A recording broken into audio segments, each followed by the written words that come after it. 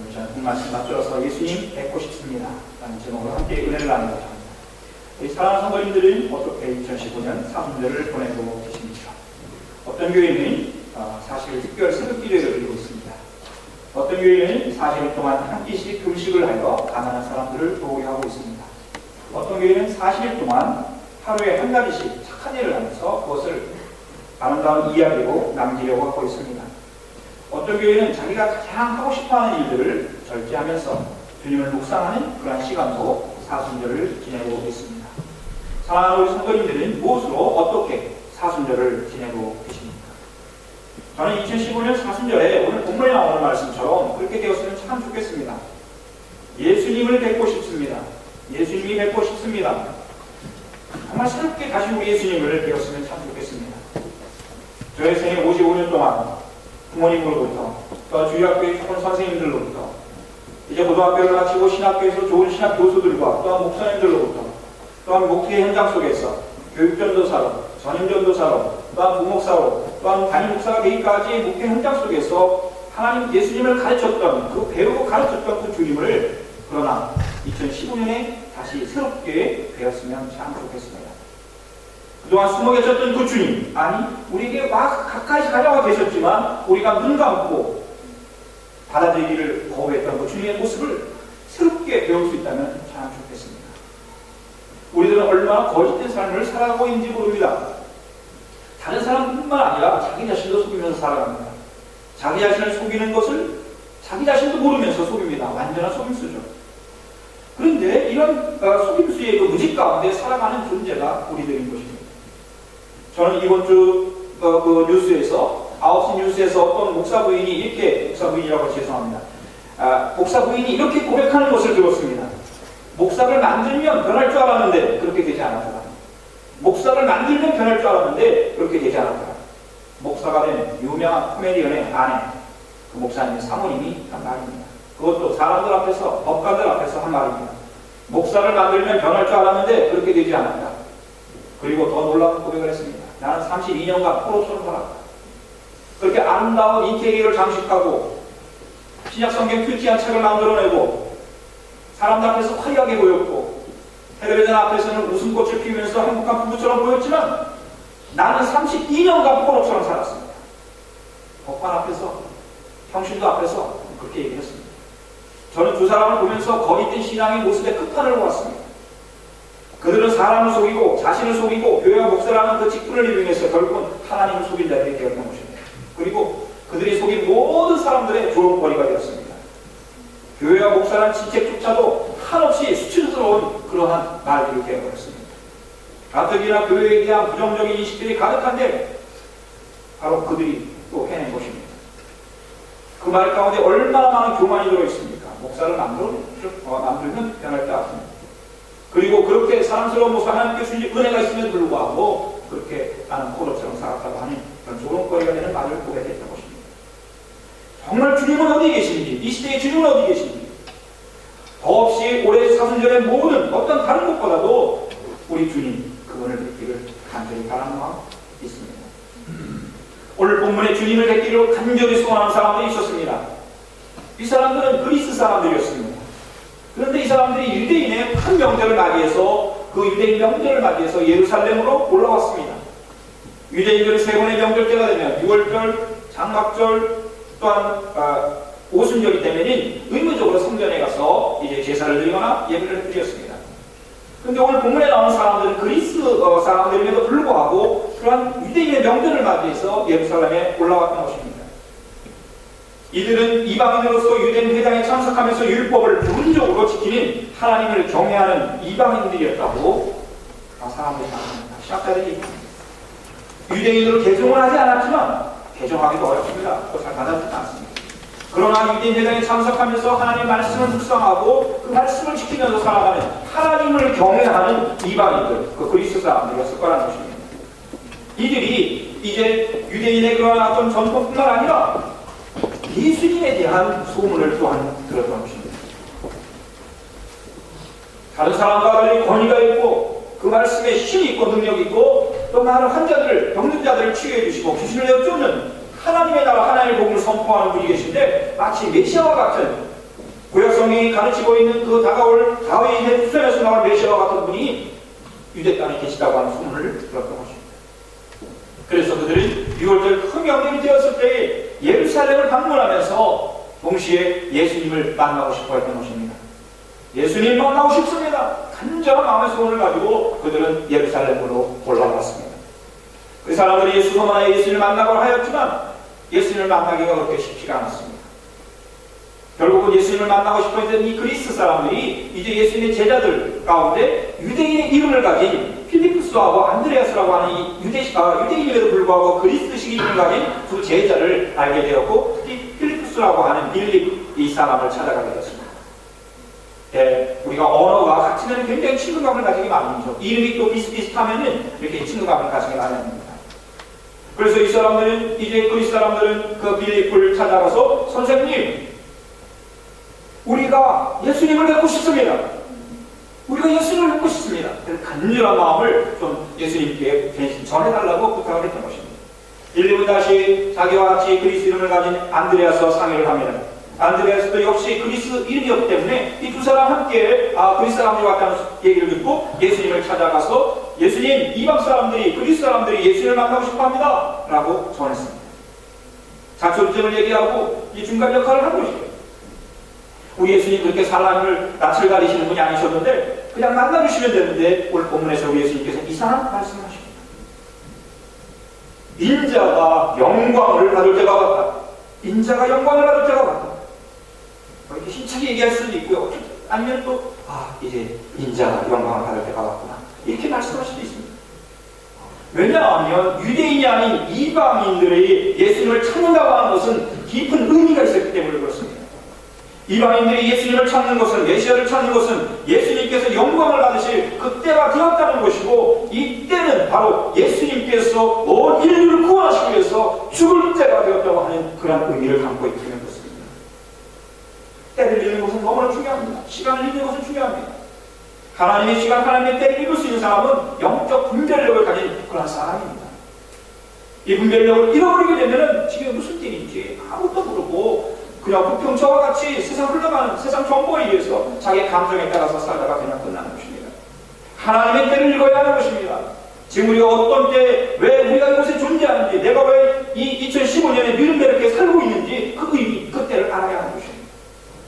우리 주님께서는 이방인들이 주님을 찾을 때, 그리스 사람들이 찾아올 때 깜짝 놀랐었을 것입니다.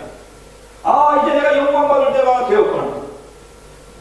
여러분, 천재지변이 일어나면 동물들이 먼저 알고 도망가는 거 여러분 아시지 않습니까? 쓰나미가 밀려올 때 제일 먼저 도망가다가 도망가지도 못하고 죽는 사람들이 사람들입니다. 그렇게 지혜롭고 큰 문화를, 또한 역사를 만들어냈다고 하는 과학 지식이 발달했던 사람들도 저 멀리서 다가오는 쓰나미가 올 때 꼼짝 않고 있다가 그냥 다가오면 왔어요? 하면서 그냥 쓸려가면서 죽는 거예요. 그러나 그 보잘것없다고 생각했던 그 작은 생물들, 짐승들은 벌써 멀리서 들어오는 그 흔들림조차도 자기 촉감으로 느끼게 되고 먼저 도망간다. 이 살을 내가 도망가는 것입니다. 여러분들은 이 시간의 때 흐름을, 역사를 읽어내야 하는 것입니다. 많은 탈북자들이 생겨나고 있습니다. 그걸 보면서 우리 무엇을 느껴야 됩니까? 그냥 힘든가 보다. 북한에 돈 도와줘야 이것이 아닙니다. 통일의 날이 가까워졌다는 것을 우리가 알아야 되는 것이고, 통일이 되었을 때, 그리고 이 통일의 때에 이 통일이 그냥 뚝 열리는 것이 아니라 그때의 그 흔들림, 그 지진과 같은 시간이 왔을 때 어떻게 우리가 이 시간을 이겨낼 수 있는가? 기독교인으로서, 크리스찬으로서 사회적 책임을 가지고, 민족적 책임을 가지고 기도하면서 준비해야 할 것입니다. 한국에 와 있는 탈북자가 2만 명이라고 합니다. 깜짝 놀랐습니다.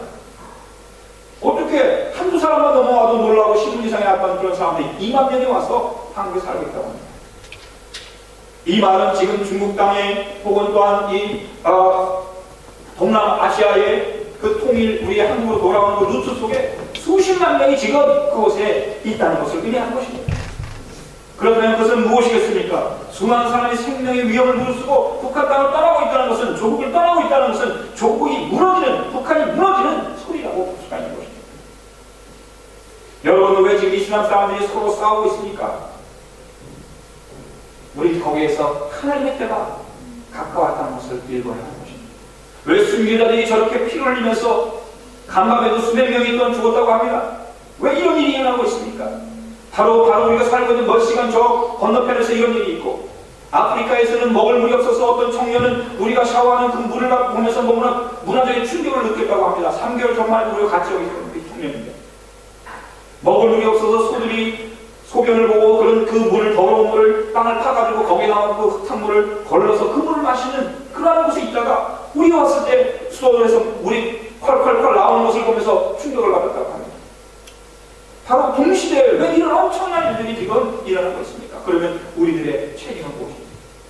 우리가 뉴른베르크, 우리 독일 땅, 축복의 땅에 살고 있는 이유가 무엇인지, 오늘 우리 주님께서는 당신이 이방인이 주님을 찾아오는 것을 보면서 영광의 때를 예견하셨습니다. 내가 진정으로 너에게 말한다. 아멘, 아멘. 내가 너에게 말한다. 밀 하나가 땅에 떨어져 죽지 않으면 하나 그대로 있고 죽으면 열매를 많이 맺는다. 이 말은 바로 우리 예수님의 모습을 얘기한 것입니다.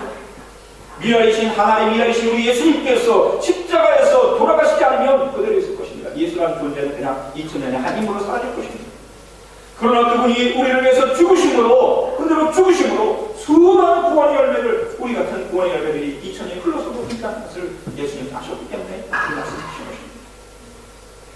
미랄이 그대로 있지 않고 죽어야 많은 열매를 맺는다는 것입니다. 얼마나 역설입니까? 우리는 그냥 강하게 내가 있으면, 내가 흔들리지 않고 내가 무너지지 않으면 모든 것이 잘 될 거라고 생각합니다. 그렇지 않습니다. 오늘 우리 이현희 지사님 기도하셨던 그런 것입니다. 정말 내가 죽었는데 거기에서 싹이 나오는 생명의 부활의 역사가 일어나는 것을 우리가 잘 마음 속에 수없이 경험하지 않습니까? 왜 주님께서 이 말씀을 하셨을까? 그것은 이방인이 주님을 찾는 것은 영광의 때기도 했지만, 주님께서 유대인뿐만 아니라 온 세상 열방 이방인들을 포함한 모든 사람들, 과거와 현재와 미래에 올 모든 사람들을 구원하시기 위해서 하나님의 일로 썩어져 죽어야 할 일로 돌아가셔야 하는 것을, 그 죽음을 예표하신 것입니다. 우리 주님 그것을 알았어요. 그렇기 때문에 주님을 뵙고 싶습니다 했을 때 깜짝 놀랐습니다. 그리스 사람들이 빌립과 안드레를 통해서 주님을 찾은 것은 단순한 사건이 아니었습니다. 바로 우리 주님께서 많은 열매를 맺고 있어요. 우리 주님께서, 하나님께서 우리 예수를 이 땅에 보내신 그 놀라운 하나님의 계획을 이루실 그 예표와 같은, 직표와 같은 사건이었던 것입니다. 그리스 사람들은 예수님 뵙고 싶습니다 이런 말로 단순히 주님이 누구이신가, 그분이 행하는 기적을 보고 싶어하고 그분이 전하는 천국 복음을 듣고 싶어 했지만, 단순한 마음이었지만 그들은 바로 우리 주님의 죽으심의 때, 바로 온전한 하나님의 나라를 이루실 바로 그때를 예표하는 그러한 사람들이 된 것입니다. 우리들이 인격적으로 주님을 만날 때, 주님을 찾을 때 이 놀라운 우리 구원의 사건을 경험하지 않았습니까? 살림의 역동성이 거기서 있었지 않습니까? 내가 인격적으로 변화되는 그것을 경험하지 않았습니까? 바로 그 첫 번째 사건을 이제 가져오는 사람들이 되었다는 것입니다. 우리 예수님의 죽음과 부활과 성령님의 오시는 바로 이방 민족들에게로 구원의 진정이 열리는 그러한 일이었습니다. 유대인만이 아닌 온 세상 온 열방으로 하나님의 빛이, 하나님의 구원이 열려지는 장엄한 우주적 사건이었던 것입니다. 여러분 한 사람이 예수님을 믿고 예수님을 뵙고 싶습니다 해서 주님을 만날 때에는 이러한 공시적 놀라운 사건들이 일어난다는 것입니다. 하나님의 미랄이 되신 예수님의 죽음은 많은 사람의 생명을 구원하여 열매를 맺는 그러한 사건이 되었습니다. 주님께서는 이 일을 영광 받으시는 일로 여겼던 것입니다. 여러분, 영광을 받을 때가 되었다, 영광의 때가 되었다, 영광이 무엇인지 오늘 알아야 하는 것입니다. 내가 많은 사람들에게 울음을 받고 박수를 받고 내가 영광을 하는 그 영광이 아닌 것입니다. 우리 예수님께서 말씀한 영광의 때는 바로 온 인류를 구원하실 그 하나님의 일을 이루는 그것이 죽음일지라도 그것을 영광으로 여기셨던 것입니다. 하늘의 미리 땅에 떨어져 죽지 않아요. 하늘 그대로 있지만 죽음의 열매를 맺는다. 이 말씀은 우리 주님 당신 스스로에 대한 말씀이 뿐만 아니라 주님을 따르는 모든 제자들의 삶과 길의 예표 또한 안마를 알려주신 말씀이기도 했던 것입니다. 우리 주님께서 하나님의 일 그대로 계셨다면 지금 우리는 존재하지 않을 것입니다. 예배도 없을 것입니다. 우리가 주님 안에서 많은 열매를 맺고자 한다면, 그렇다면 주님처럼 되어야 할 것입니다. 죽어야 할 것입니다. 죽지 않으면 그대로 열매 없이 하나님의 일로 끝나버릴 것입니다. 이게 큰일 났습니다. 주님을 만난다는 것은 이렇게 엄청난 새로운 요청을 받는 것입니다. 여러분들 바로 이러한 오늘의 말씀을 들으면서 과연 내가 어떻게 하나님의 일로 썩어 죽어 많은 열매를 맺을 수 있겠습니까? 이것이 바로 내가 주님을 뵙고 싶습니다, 새롭게 뵙고 싶습니다 하는 그러한 질문에 대한 답이 되는 것입니다. 2005년도, 지금부터 10년 전 일입니다. 수녀이면서 간호사인 두 사람이 자기가 43년 동안 섬기고 사역하던 곳을 밤 몰래 도망갔습니다. 야반 도주를 한 것입니다. 2005년, 지금부터 10년 전 일이고 한국에서 있었던 일입니다. 43년 동안 20대 중반기에 우리 한국에 가서 사역을 하던 그들이 43년의 시간이 흘러서 이제 70세 나이가 다 되어서 아무도 모르게 밤 몰래 야반 도주를 했습니다. 이 두 사람은 오스트리아에서 한국에 온 수녀들이었습니다. 간호사들이었습니다. 61년경의 일입니다. 이 사람들은 바로 그 젊은 나이에 한센시병이라고 하고 나환자라고 하고 문득이라고 하던 당시에는 문득병이라고 해서 사람들이 회피하고 무서워하고 두려워하던 그 사람들. 그래서 할 수 없이 사람들과는 떨어져서 조그마한 그룹을 이루어서 작은 집단을 생활했던 이 나환자들. 그들이 사람들로부터 더 멀리 떨어지도록 한 섬을 택하여서 서로 돌아가는 것으로 모든 나환자들을 몰아넣기 시작했습니다. 그런데 그들을 향해서 수많이 떨어진 그 오스트리아에서 20대 젊은 나이에 오셔서 70세가 넘도록 성실한 이 할머니들이 이제 내가 나이가 너무 늙어서 아무것도 할 수 없고 오히려 저들에게 도움을 받는 부담을 주는 존재가 되었구나, 이렇게 생각하면서 그들은 처음에 20대 젊은 나이에 가져왔던 그 조그만 가방 하나씩 들고 그 모습 그대로 다시 소록들을 향하는 것입니다. 리안네 피테커와 마가레트 피사르, 이 두 수녀님은 70세가 넘는 그 나이에 다른 사람에게 해가 되지 않기 위해서 그들을 말없이 인사 한마디 없이 편지 하나 써놓고 떠나는 것입니다. 환자들을 치료할 때도 이분들은 장갑을 끼지 않았다고 합니다. 환자 한 사람 한 사람의 그 아픈 상처들을 다 어루만져주면서 자신의 손으로 닦아주고 안아주고 위로해주고, 그 호랑나를 배우면서 똑같이 사투리를 써가면서 나중에는 수녀님 이런 말이 아니라 할매라고 불릴 정도로 친근감을 가지고 어머니와 같이 할머니와 같이 서로 끌어안고 같이 나이를 먹어가면서 그 나이가 되었습니다. 오히려 이제 자기네들이 몸을 감당할 수 없는 나이가 되어서 그들은 이제 우리가 이들에게 부담이 되어야 되지 말아야겠다, 이들을 힘들게 하지 말아야겠다 하면서 아무 말도 없이 몰래 밤에 도망갔다고 하는 것입니다. 늘 웃는 모습으로 한우들의 친구로서 위로자로서 하나의 민처럼 그들의 젊음과 온 생명을 다 바친 이 두 간호사였다, 이 수녀님들이었다. 이것을 통해서 지금 그 한우들도 그 두 분의 수녀님을 그리워하면서 날마다 기도하고 있다고 합니다. 하나님의 미리 죽는다는 것은 사랑하는 성도는 어떤 의미가 있습니까? 주님께서는 이렇게 말씀하십니다. 자기 목숨을 사랑하는 사람은 잃을 것이고 이 세상에서 자기 목숨을 미워하는 사람은 영생에 이르도록 그 목숨을 보존할 것이다. 자기 목숨을 사랑하는 그런 사람. 우리는 자기에 대해서 너무 자기에 가득 차 있지 않습니까? 내가 가진 거, 내 이름, 내 명예, 내 자존심, 이걸 사랑하기 바쁘지 않습니까? 내 가족, 내 재산 다 잃을 거라고 말씀하십니다. 그러나 이 세상에서 자기 목숨을 미워하는 사람, 우리 예수님께 정말 자기를 미워하라고 말씀하십니까? 자기 목숨을 미워하라고 말씀하시는 것입니까? 그것은 다른 사람을 진정한 마음으로 사랑하고 자기 목숨을 내어주기까지 사랑하는 사람, 그 사람은 영생에 이르도록 그 목숨을 보존할 것이라고, 죽지 않을 것이라고, 이르지 않을 것이라고 말씀하고 있는 것입니다. 우리 예수님 그 모습이었습니다.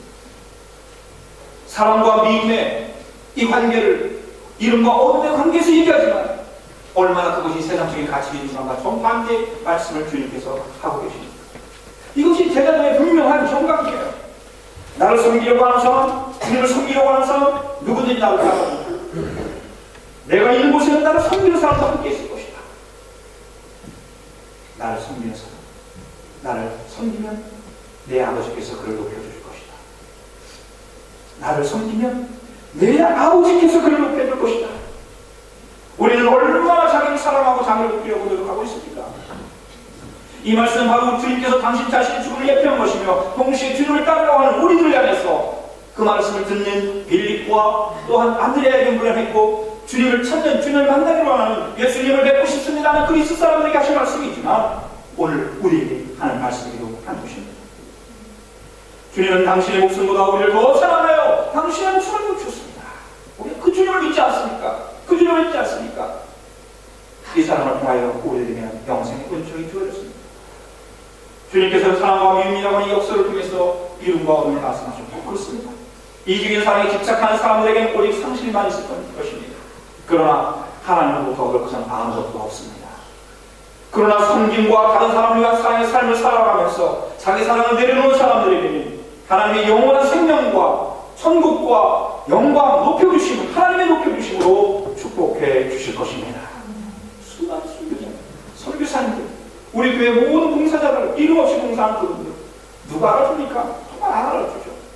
그러나 우리 하나님께서 여러분을 통해서 생명의 역사가 일어나게 하시고 여러분들을 높여주시는 은혜가 있을 줄 믿습니다. 주님 뵙고 싶습니다. 주님 뵙고 싶습니다. 그 주님을 뵙고 싶어하는 그리스 사람들 또 빌립보 안드레아에게 주님께서 그렇게 말씀하실 것 같아요. 너희들이 내게 와서 이게 내가 너희를 구원하기 위해 하나님의 일처럼 죽어갈 것이야. 너희들이 며칠 있으면 내가 하나님의 일처럼 죽어가는 것을 보게 될 것이다. 너희들이 나를 보고 싶니? 그럼 너희도 이제 나처럼 되어라. 나를 따라. 서로 사랑하고 섞여. 나 혼자 살겠다고 하다 죽지 말고 다른 이들을 위해 섬기나 주고 그러면 내가 너희들에게 영원히 죽지 않는 영생을 주고 영원히 너희와 함께하고 하나님께서 너희를 높이 펴주실 거야. 주님의 이 말씀, 이 대답, 예수님 뵙고 싶습니다 하는 그들에게 주셨던 이 말씀이 사순절 한가운데 있는 오늘 우리들을 향하신 주님의 음성으로 들려주시고 또한 이 말씀을 이루신 사랑하는 성도님들 다 되시기를 예수님의 이름으로 간절히 축원을 드립니다. 아멘.